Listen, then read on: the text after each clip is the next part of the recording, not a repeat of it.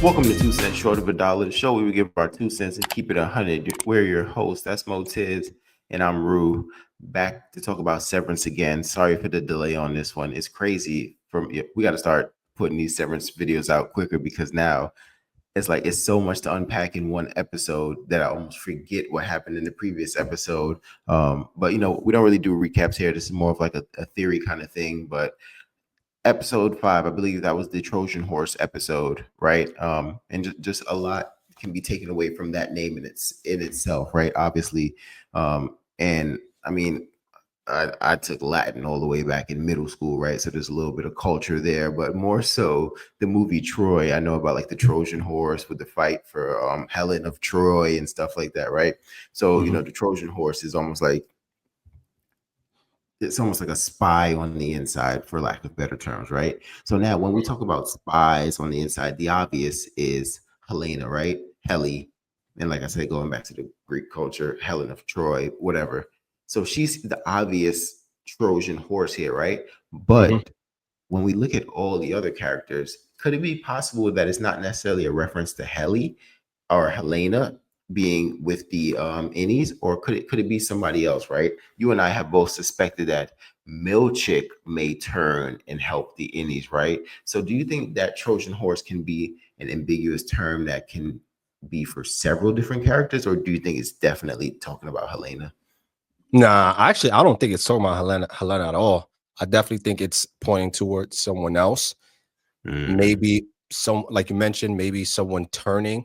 To be quite honest, I'm starting to suspect Rickard, Mark's not stepbrother, but brother-in-law, so to speak, right? Just because the books, that always comes up, right? But really more so, really made me start thinking about him was the conversation that he had with his wife and how she was like, wow, all of a sudden it's like, now you're on their side, quote unquote. That was kind of like the ending sequence there. And he kind of was just like, that's not what essentially he meant. But more importantly, I felt as though it was a revelation to me in a sense, because I was literally watching episode 5, right? And I actually got him confused with Drummond in the beginning scene with Helena. So I was just paying attention, and I'm like, what is Rickard doing here? And I was like, oh no, that's Drummond, obviously, because he changed his hairstyle. So in a little bit, and they got the chubby face. And I was like, yo, that's funny. Like, imagine they're like siblings of some sort, right? But I'm like, that's probably far-fetched. But then as I continued watching, which was an actual interesting scene too, because they reference, he ends up calling Helena's father. So he just straight up says like dad, or so he doesn't say like your dad, or he doesn't refer to him as his name. He just it just says it like exactly. I thought that was weird. That was weird. So, but to answer your question, all right, I don't think it's Helena. I think it's someone else, and my eyes on Rickard. So okay, that's interesting. I didn't necessarily suspect him, but going back to the Drummond thing, it's weird. Now when he says father, do you think that's just like from a position of power, like he's just referred to as father, or do you think there could be something much deeper, like he's Helena's little brother, because he couldn't be the older brother, right? Because then he would be next in line to be the CEO. So she has to be the elder if they were siblings, right? So do you think it's from a position of power, or because at first I thought he was kind of like just like a bodyguard kind of situation, like he was the muscle, but Helena, they're like him and Natalie are like on the other side of the table, almost telling Helena what to do. And I'm like, this is not how you talk to your future CEO from the Egan bloodline, unless maybe what if he was also from the Egan bloodline? It was like, hey, I know this is father's plan and we're going to see this through. We don't really care what you think. You know what I mean? It's almost like they were giving her orders. And that was a bit shocking to me. 100%. And I feel like it showed no one is above the Egan empire, so to speak, right? No one's above Lumen, not including Helena. And to be honest, I'm starting to think maybe it's not I don't know, I'm 50-50 on it. I'm starting to think maybe it's a cult-like situation where they're not related by blood, but related in some other facet. I'm not sure. I don't think they're like directly related, like as in daughter and son. But it's hard to say at this point, because that was odd. That was pretty odd for me. I mean, I could definitely see a cult like thing going on because think about this, like why isn't the company called Egan Industries? Like why is it Lumen, right? Like so it could be Yeah. like a deeper cult kind of thing that the Egans are involved with, right? But let's kind of talk about Mark here. We see bits and pieces of his reintegration actually Hmm. taking effect, and for lack of better terms, that episode 5, Mark's an asshole. Like he's just being an asshole. So is it that? Hmm. Let me think about this one. Is it just that he's just like kind of like nervous now that hey, I can't give you guys too much because you guys had the drop on us, or do you think Audi Mark, Blending, who's kind of depressed, blending. Yes, is blending into. blending and we're getting more Audi Mark, or do you think he's just like being super defensive right now and I don't want to give too much, so I'm using this, like bad attitude to as a defensive mechanism? I think it's the former. At least when I was watching episode 5, right? Because I'm like, okay, I know that they're definitely, starting to reintegrate. It's the signs there, from Mark coughing, obviously, to, seeing the glitches and, the difference in behavior, obviously, may have been a piece of Audi Mark bleeding into any Mark and them really conjoining and forming. That's my initial thoughts. I thought that was the same thing. I thought, oh, maybe it's just Audi Mark, you know, forming into one, and now we're seeing bits of their personalities just kind of fused together. That's initially how I thought of it. Yeah. What do you think? Did you think it was former, the latter? What I, did you think? I think he's very emotionally deep into this thing. And I think he's just like, wow, Hmm. every time we think we have something, like, you know what I mean? Literally what he said, they're always one step ahead. And I think that the Helena switch was just so deep because now he has like romantic feelings, right? Hmm. Deep, deep feelings. I think he almost feels a bit defeated for a split second, right? I think he feels defeated and he's kind of just like, nah, you know what? But I do think it's a defensive mechanism to just kind of speed up what I'm saying. I think he's just being defensive. He doesn't want to let off too much. He doesn't really know what his next play is. He doesn't know who he can trust, right? Yeah. And speaking of like who he can trust, now they've gotten Irv out of there, right? Dylan's moving a bit weird, but Yeah, we was talking about that's funny because you posed the question, do you think Dylan was gonna, and we're like, it's Dylan, right? yeah, yeah, So yeah. And another scene I want to talk about is so Milchick has his review, right? And yes. then we see a bit of a, like the review doesn't go well. You use paper clips weird. You make statements. You overcomplicate statements, right? Yeah, We see large vocabulary. we see a bit of a power struggle between him and Miss Wong. It looks like he's trying to put Miss Wong in her place and show her like who's in charge, where she attempts to pose a question, but it doesn't come off as a question. And he's like, that's not even a question, right? But the next time, like she asks a question about his review, almost to throw it in his face, or almost to say, like, hey, I'm the one who fed that information, so you better tread lightly. But what did you make anything of the scene when Miss Wong couldn't pose a question correctly? Because even though she's a child, right, she's ascended to supervisor of this lucrative, I assume, multi-billion-dollar company, right? Supervisor. So, what do you make of her not properly being able to formulate a question? I think that was done on purpose, or maybe it could be because this is something that we've even discussed. I think in our last video how the innies are somewhat childlike in their behaviors, right? Mhm, When I mentioned, Mark was between the tent with his face like a kid, and I'm like, yo, what's going on? So they do seem to have some childlike behaviors, but I think that one was kind of like more sneaky in a sense because she's trying to just reiterate, like, hey, innies aren't real people mhm, ultimately, right? They don't deserve to be treated as people. It's kind of like the more dilemma of the worker, the working class nowadays, where mhm, you try to separate people in the workplace from their kind of authentic self. You see people code switching in the office, right? You work, long hours.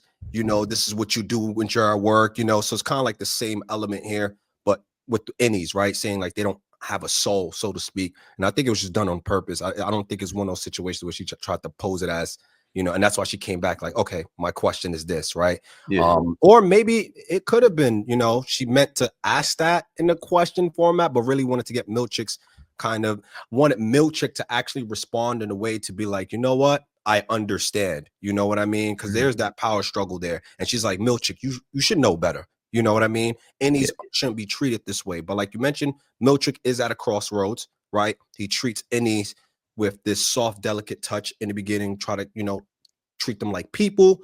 And then now that he's doing it this way, is he's getting a lot of pushback, right? From Drummond, from the whole team. And they're trying to push him in a direction like his former boss. It's kind of like, we want you to be more like your former boss. Rule Mhm. with an iron fist, and he kind of showed that. It's towards the end of that Yeah. episode. Yeah. So I actually went a different direction. I think Miss Wong's not real. Like I Mhm. think she was created, right? And wherever they, When you say created, like as in a non-human, or just yes, I think she's okay, so she's not a human being. You think okay. Got I it, think got it. she's a test subject similar Okay. to Miss Casey. And I think maybe the department that Bert used to work in with the 3D printers, I think they printed her, put her together. And That's a I good think theory. I they've ain't gonna been lie. delivering the tempers into her. And I think she's just one of the test subjects in the resurrection of care. Like, hey, we're going to do it a couple times until we get it right. And then, then we're going to bring care back. I'm still on the care resurrection bandwagon. But the reason I say this is Mhm, because after that episode, I went back and I kind of wanted to go back to the last time we saw Miss Casey. And I went mhm, to season 1, episode 8. And now, kind of just knowing what I know and just seeing the way Miss Casey was talking before they escorted her back into like that elevator, wherever they took her to, mhm, Miss Casey just seems really weird, really robotic in the sense, even when she was mhm, talking, I forgot the exact scene, but she said she's only been here for a certain amount of hours. And that mhm. really, when I was doing the math, it didn't equate to a long period of time, right? Right. So I'm thinking that they're making attempts at growing people, right? They're probably 3D printing them, growing them. Maybe Miss Casey, maybe they started too far down the line, growing an Mhm, adult, and maybe Miss Wong. That's why they started with a kid, so they have more progressive time to grow them and form them the way they want to. And I mean, I heading way out on a limb here with theories, but I don't know. Miss Wong just doesn't seem natural to me, like a real person. Just yeah. something strange about her. I mean, it's a good theory. I'm probably going to just stick with the stance that I do think they are human beings, but I do think they're somehow developing, or like with these chips, right? The way they're severing people, they're Hmm. somehow housing like a library of like consciousness in a disk where they're uploading certain consciousness to different bodies, and they're just experimenting that way.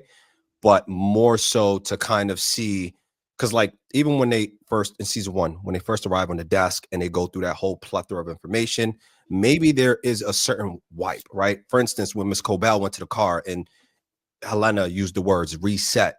I think that term reset might be a way of them somehow resetting people in their consciousness in Hmm. order to kind of program them to kind of be the ultimate worker, so to speak. I'm not saying worker literally, but I'm just giving you kind of an analogy there. So I do think they're people, but they're somehow reprogramming bodies in order to have a conscious of some sort.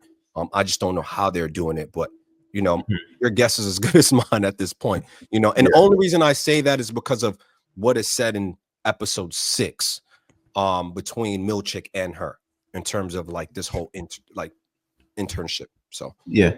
And I mean, there were some other things that happened in episode 5, like such as we see Bert at the payphone again. Sorry, we see Irving at the payphone again. He sees Bert, he confronts Bert, gets invited to dinner. But even back to like the going away party that they had for Irving, we saw like the amount of quarters that he worked there. And it's like if you do the math, it seems like you're going way too far back that, precedes Lumen's time. So I think there was just a lot of still unanswered questions in episode 5. Because of that, I think, after this video, just to our audience here, make sure you guys like and subscribe. I think we may look into doing these videos episode, one episode at a time instead of two, just because there's so much to unpack. But yeah. for the sake of this video, let's kind of talk about episode 6 there, right? Mhm. So we see Milchick again. I want to start with Milchick, right? Okay. And like this dude was having like a breakdown, right? He goes and he starts like everything that happened in his he's like shaking, and everything that happened in his year end or his review, he's trying to address it. He's trying to use paper clips the right way. Then what I thought was a more powerful scene was him trying to change the way he speaks, and just the phrase that he used and how he was able to minimize it to grow up to then to just start saying grow. And it was just like at that point, Milchick didn't seem real, but I do think Milchick is real too. Because like no real person would talk this way. But I do think Milchick is real. But seemed like he's having some internal struggle, and this is kind of why I point to him potentially being the Trojan horse, because he seems to be having some kind of internal struggle, and he's like not really happy with what's going on like all together at Lumen. But he seemed like the most ride or die Lumen person, so it makes me question how much we really know Milchick, and is him trying to change the way he talks, is he just trying to appease them so he can continue to fly under the radar as the Trojan horse? Do you know what I mean? But I feel like there's a lot. I feel like Milchick is one of the characters to watch. He is. And kudos to the actor. He's doing a phenomenal job. So yeah, I do believe, Milchick's at a cross, so he's going through his internal battle. And the seasons as to come will definitely follow his story. What I really want to touch base on with you, especially in episode 6, is how do you feel about Radagi? Right? Is it how do you pronounce it? I always get her name. I always screw up her name. Wait, Radabi? Ragabi. Ragabi. Yes, Ragabi. Yeah, Always screwing up her name. My bad. Don't kill me. Don't kill me. yeah, But yeah. how do you feel about her, right? Because it shows, I believe, is somewhat in the beginning of episode 6, where she's talking to Mark about kind of her and Mark is having this conversation, heart to heart, so to speak, about his wife, why he started drinking, et cetera, and kind of what he's looking forward to, right? But it made me really reevaluate why Ragabi's doing what she's doing, right? Mhm. And is she really, does she have, how can I say, does she have great intentions, right? Or good intentions for the greater good? Or is it really just a focus of her own goals by any means necessary? And the Mhm. reason I say that is because even in episode 5, when Mark starts coughing, my immediate thought is like, she said she perfected the reintegration. Now look, like, is she hiding something? So my question to you is she hiding something? Do you think she still has Mark's best interest in mind? What are your thoughts, even in that conversation between the two of them? I don't know if it's Mark's best interest, but I do think she means well, right? But I think her ultimate goal is to bring Lumen down, and I wouldn't necessarily say Mark is a pawn, but maybe he's a rook on the chessboard. He's a little bit more important than that. But at the end of the day, you can be sacrificed for the greater good in her mind. Is how I see Ragabi. I even have me with my theories. I even wonder if the person, because remember I said this a few videos ago that Yes, yes, I, yes. Don't even, we're both on the same page here.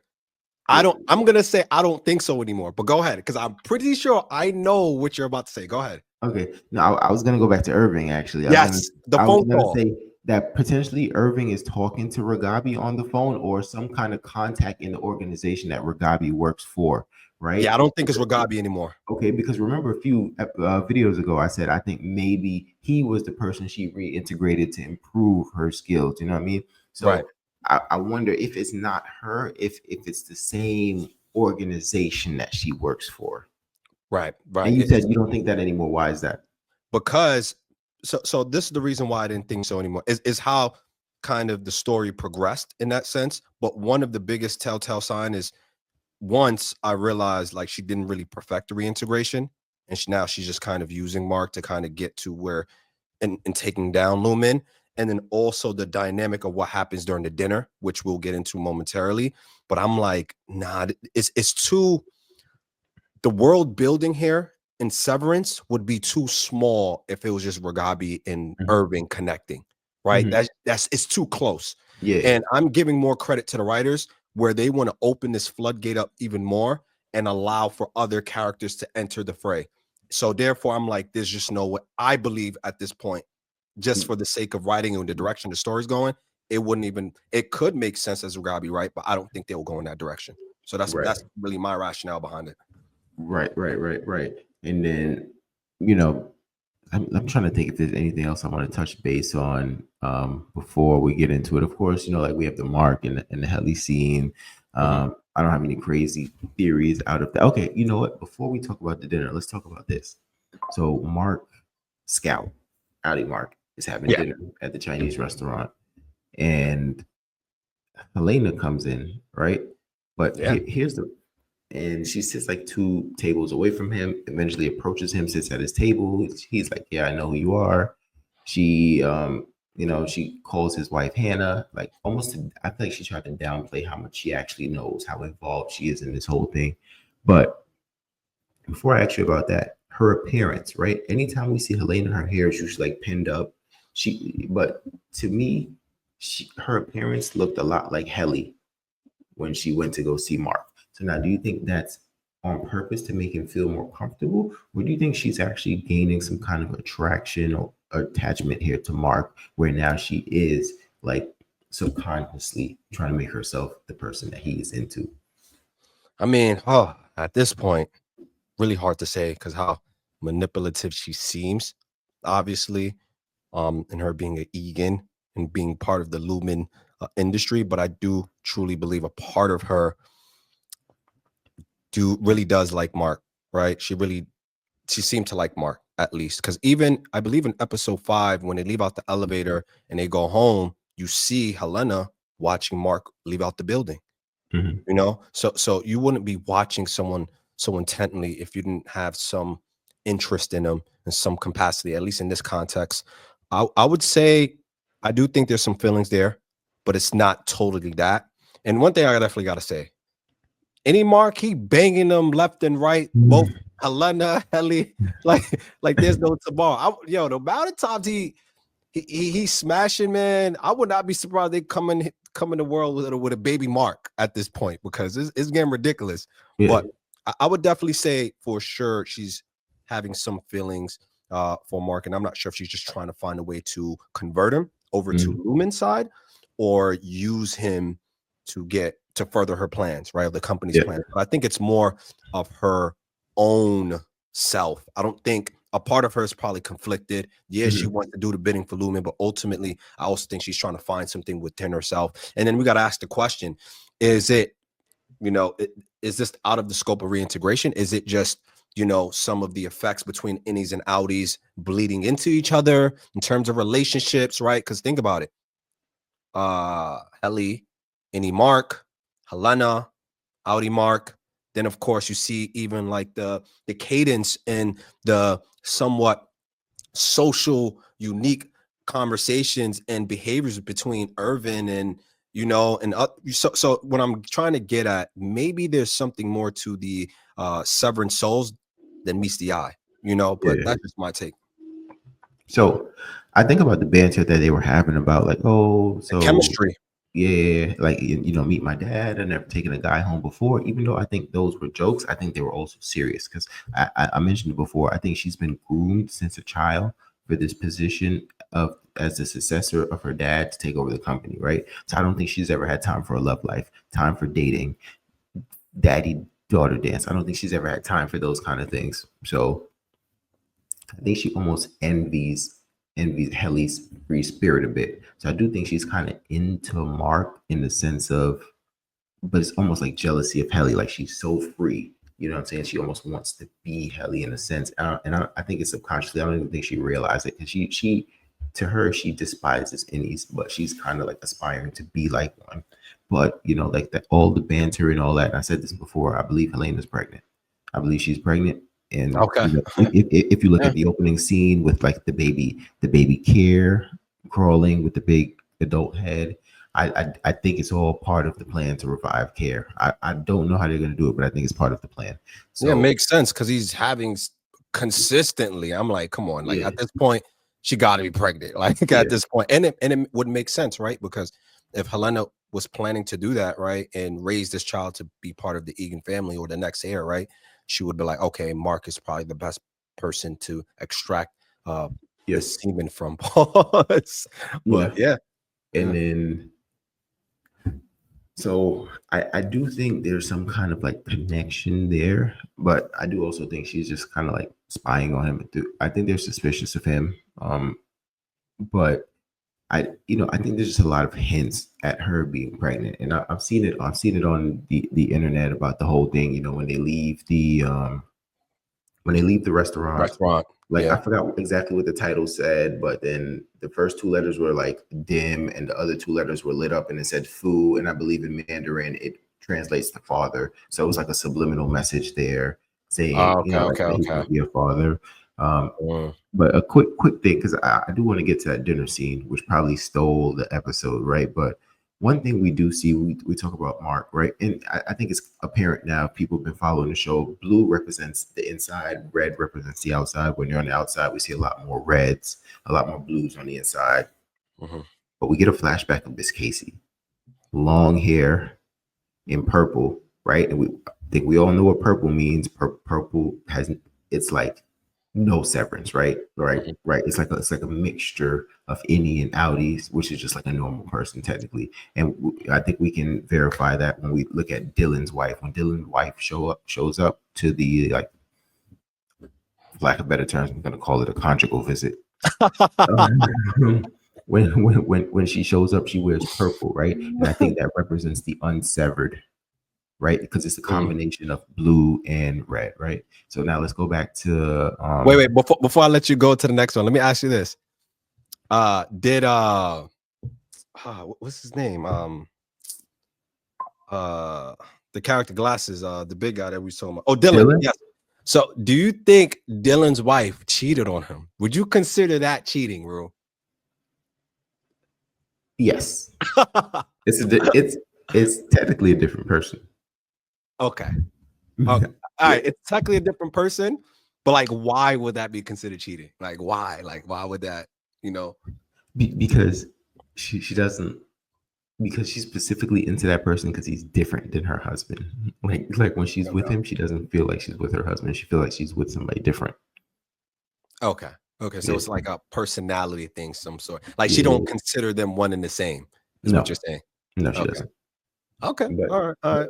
so we see Gemma in purple, which, and with the long hair, and so I suspect that's before she's ever been severed. In that scene, she doesn't look like Miss Casey. She looks completely different. So it Mhm. could be the day of the accident that Mark remember he said, I identified her body. So I feel Mhm. like he's reminiscing some past memory. It may be the day of her death when he had to go, see her body. But I just thought that was interesting. Like I said, Severance is big, with just the imagery, the symbolism, the color scheme. So just seeing Gemma for that quick split second in the purple, I was just like, whoa, okay, that must be important. That must be an important memory. Yeah. Yeah. But let's talk about Bert, right?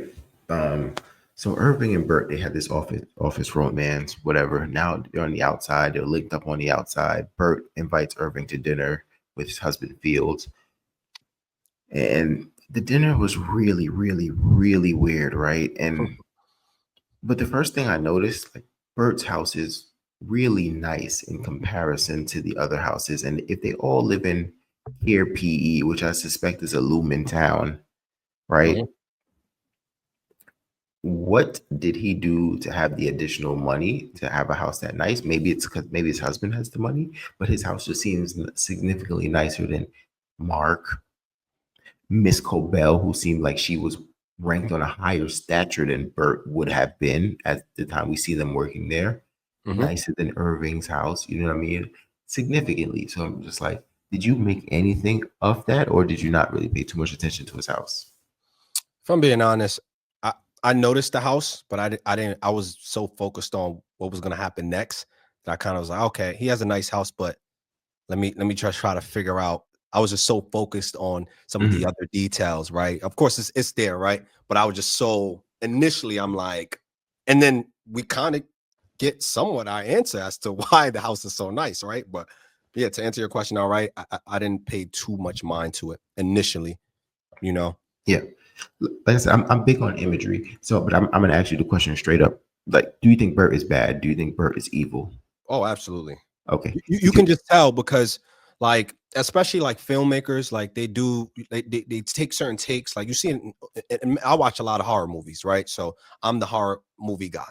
So Mhm, typically, you see scenes where they'll use certain shadows. mhm, They'll use depending on the position of where the character is. Like, there's just a lot of different things that, like in Bert's case, especially some of his like the creepy smile, like even like making jokes, and then the quick like change of face, even when Irving's going home and you see the shadow kind of just mhm, bleed into his face, or him standing or sitting next to the fire. Like it's just so mhm, much imagery kind of alluding to, hey, this guy here, Bert, is not a good guy, mhm. and then there are also other events happening right in real time, right? Yeah. Like the coincidence, is it a coincidence that Drummond goes to his house, or was it a setup, Or right? was It's it a so setup? many. Right. Yeah, so since we're on this topic, right, what did you think about, what did you make of that scene specifically as the conversation is going on, which we'll go into kind of the bombshell, but with Drummond entering his home and finding certain items? What did you make of that whole scene? What were your thoughts? Well, I wasn't shocked that he had a key to what it seemed like every house in Kier PE, right? Like this big janitor style key ring with all these keys. What I was surprised at is how quickly he knew where Irving's secret possessions were, right? Also, Irving has a dog. Where's his dog? But nevertheless, but I was surprised at how quickly he could find his private possessions, which makes me think they are spying on them. And I think in the previous episode we saw Milchick's screen and we saw some weird things that potentially now looking back it could have been surveillance videos, right? Maybe they have videos, little bugs in the houses where they're keeping track on them, which would just add to Mark's frustration if they're always one step ahead. But I thought it was weird how quickly Drummond could get to Irving's secret compartment in his chest. That was weird to me, which makes me think, how did he have that knowledge? Yeah, very weird, right? And then it makes you reminisce back to when Bert, and I think it was in episode 5 or 4, when Irving's on the phone and then Bert pulls up. He's like, "I can take you home. I know where you live," and he repeated it twice, right? So, yeah, I would definitely agree how quickly maybe the writers or the directors wanted to cut time, and they're like, you know what, let's just get to the point. Let's not emphasize him searching everywhere. But usually that would be a detail they would add, right? Him Yeah. scrambling through stuff, him making a conscious effort to pull. Because then now it got me thinking, sometimes I can overthink, but I can overthink and be like, you know what? Did Irvin do a double whammy on them? Like, did he just leave it out for, for them to find and Mhm. not have his dog out, right? Like, was it, I planned this because I'm already one step ahead of you guys, but who knows? It's really hard to say, but we can just reel it back into the conversation, because what's next is probably what ties everything, not everything together, but really kind of what solidifies Bert's role and really question Bert's role in all of this, right? In terms Mhm. of the comment when Fields actually reveals the timeline and Irving puts it together, right? But I'll let you kind of take it from here, because I've been rambling enough. So Yeah, I mean, so Fields straight drops the bomb like about Irving's partner yeah, 20 years ago, yep, right? And Irving tells us, like the severed floor just opened up 12 years ago. So it's like, yeah. like that in itself adds to everything we said, the mystery, the creepiness of Bert, the fact that he's not a good person, the house, right? Like, how high is this person actually in the Lumen ranks? Who is Bert really? Because he's definitely not who we thought he was. So, and I don't think that was because Fields was drunk, right? But I now I'm questioning, but I am questioning Fields though. Like, I guess maybe he doesn't even really know because it doesn't seem that he thought that would be a problem, right? So maybe he doesn't even know how ominous Bert is. Yeah, like it's pretty weird, because I'm like, okay, 12, 20. I'm like, did he really get those dates wrong, right? Because did he just intentionally do that to? But Fields kind of, at least to me as a viewer, he seems like a person who is genuine, at least, right? He seems like he doesn't really, he's not hiding anything. Whereas with Mm, Bert made a conscious effort to try to hush up Fields when he was talking about it. And more importantly, they keep talking about, oh, the reason why he went to get severed in the first place. He's not a good person. So what did Mhm. he do to really illustrate in Fields' eyes that he won't even go to heaven? You get what I mean? Or even Yep. himself. What has he done? And then it's just little things, right? Because like facial expressions, when Irvin leaves the house, he smiles and then he quickly, it turns into like somewhat disdain, right? Or disgust or seriousness, as if, he's wearing a mask of some sort. Because in my mind, I'm like, maybe what happens if he wasn't even severed? And he actually was working in Lumen and he actually genuinely developed the relationship with Irvin. You know what I mean? But then again, Mhm. I'm like, I don't know now. Like, whose Yeah. side are you really on? Or are the writers just trying to get us and depict all these things and throw that really, that really small item that we really can't see to kind of depict Bert in this way, but in reality is more complicated than that, you know? Mhm. So Or to take it back to episode 5, could he have been the secret Trojan horse that we didn't yeah. even realize? You know what I mean? So I Yeah. mean, it's just so much going on in the show. You know what I'm saying? And I don't really intend these videos to be like a recap, or it'll be an hour if we try to break down every single like detail, right? But Yeah. I mean, it's just so much going on. Episode 7 drops this week. I think I don't know. Last season we got 9 episodes. I don't know if we're gonna get 10 this season. It would be great if we get 10, but man, I can't wait to see what happens next. Even down to the last bit of the episode where we see Mark having that seizure, and then Ragabi comes up. Like I'm torn between is Ragabi going to? All right, Mark's not gonna die. Let's get that out of the way. But I'm torn between if Ragabi's gonna be the one to save him, or if she's gonna have to call medical, and if Dylan's wife's gonna show up, because like if you saw on her wall, she had that EMT plaque, right? So Yeah. like, what if she's the responder to the 911 call? But I'm thinking Ragabi can't take too much chances right now. She can't really be seen, right? So I'm thinking Ragabi is gonna have to help him. But like I said, every bit they give you, it opens 10 different questions, and that's really what I love about this show. 100%, 100%. Like even when you mentioned with the EMT, right? Like I don't think she will show. She may, but like to your point, I think they're showing her employment for this agency for a reason. Maybe it's going to come back into the future, right? We don't know, but I do think that's like something that they're showing our way, and it's like, yo, But one last question before I kind of I know this video is Mhm. getting long, right? But do you think innies deserve their own body? Or let me rephrase the question: who really owns the body?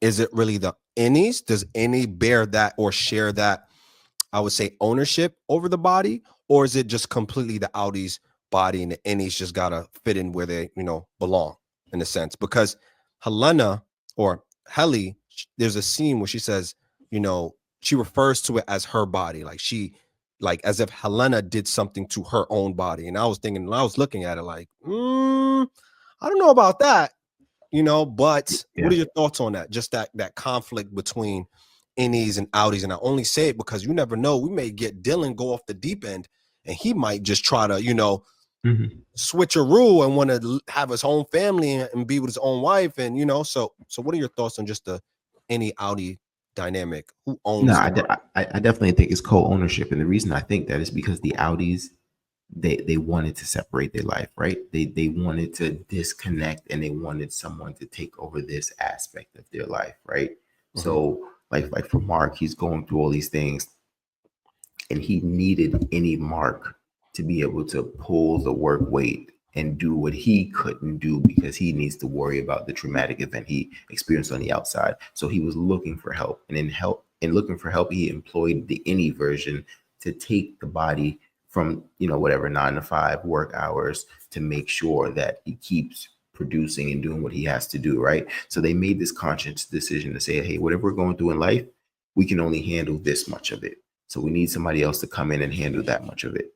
And then when that person is your any, I think you've given co-ownership of the body. So like when Helly says, okay, she invaded my body, it's because during this time period in this setting, it's Okay. me. right? So you infiltrated when I'm in charge of the body. It's a shared space, but you infiltrated when I'm running the shared space. So definitely, I actually agree with Helly on that. Okay, great point. Great point there. You actually started to convince me on the otherwise. Now, let's say there is just one body. Who gets the body? That's the question, right? Like who ultimately, if things gets blown up and they're like, yo, one person will have to live this for the rest of their lives.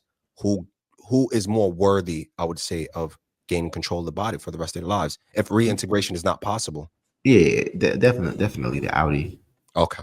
Definitely the Audi, right? Because they had it first, and then they like I said, they employed you to run it in this time period. So because I mean, work isn't going to be forever. Like you know what I'm saying? There's much more outside. I would have to say the Audi. It's like, what if they just go get a different job? You Okay. know, Okay. you know what I I ain't mean? gonna Like, lie. Well said. Well said, Rue. I ain't gonna lie. You convinced me with the first one because I was like, but you got me. I'm on board. I'm on board.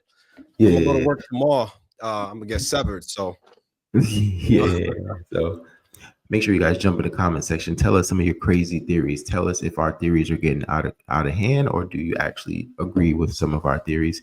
Make sure you like. Make sure you subscribe. Like I said, I think we're gonna change these to like one episode at a time because I know there's so much that I didn't even mention about episode 5.